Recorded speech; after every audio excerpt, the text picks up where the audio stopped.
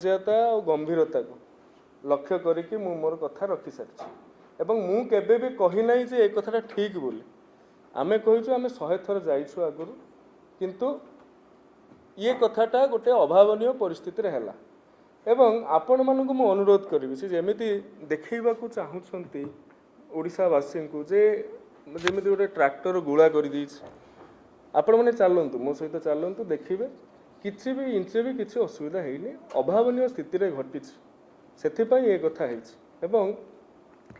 जो अपरिपक्वर कथा कहते आज्ञा कहीं माँ पेटरू पाठ शिखिक आसी न था मो व्यक्तिगत कथा कहूँ आउ 29 वर्ष बयस जदि एटा मोर अपरिपक्वता मुझे भी अस्वीकार करिवारे भी मु हेला प्रदान करी ना किंतु तांकर परिपक्वता थिला कौन ना सी जिते बड़े हेलिकॉप्टर नहीं कि निर्वाचन समय रे ओडिशा सारा जी स्टाडियम गुड़िक था पिच उपर हेलिकॉप्टर चढ़ाऊले सेटा परिपक्वता थिला सूर्यवंशी सूरजर गाड़ी गोटे अभावनीय स्थिति रे गोटे इमरजेंसी बुली आसला सेटा अपरिपक्वता हो गला कलिंग स्टाडियम को लोक तो लोक मंत्री को भी छड़ा होना गोटे लोक जाकि सकाळु सी